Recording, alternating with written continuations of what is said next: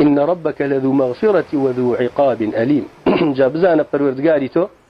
خاوني مغفرة لخوشبون بو أو كسي بقرته وها جابوه ليروا بهمو أو كسانا على إنسان قريان لإسلام ومسلمان قلتو بقرن وخوالي خوشبوه بخوا هتا أسمان قناحت كرد بي خواي قورا ليت خوش بي بهش ويك بدر بس ونايا مادام بلي خوايا من بومو بعبدي تو بحتا زو بقرنوا بتايبتي واني 8 بردوت السر 67 لعلمانيا تا بردوت السر آخر تاوريتيكي بس بمن بلا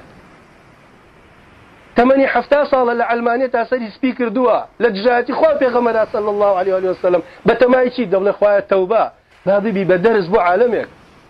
كتي بداخه والشيطان نايل بقرنوا حتى مردن لقال يا نار ربو شكا وانا دجمناتي دينيان كردوا يخمر موسى كاتك فرعون بيني او ان دجاتي دين مسلمان بني اسرائيل كدو منالي سربري دعاء لقوتي خوايا قد ايماننا هنا عذابي توبين بالفعل كاتك غرق بلاوك ايماني هنا بس استفاده شي نبو تامانش اوهان بداخوا ويما داوان لكن بقرنوا هيجوي ملائكه مردن ببيني بشا والله بيني والله روحك الدره هنا تدرو دعاي پشيمان بيتو علي خوز قدوا قسم دعاي خوم نخستايا تبراكم لهم كسك دعاي من كوتوا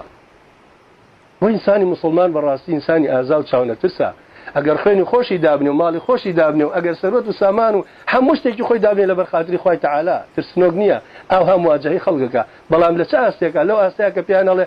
من ناين لبر او بايوالين مال وثروت وسامان يعني دولتان لداجير كي فتان الله نورن بابچين بو بهش جاتيتان بو خو پیغمبري خو حتى كي كواتلذو مغفرة او معناه كيتي اي قرنا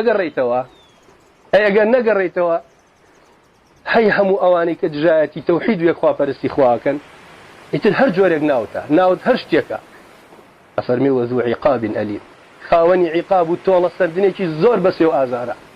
اقاتن لخوتاب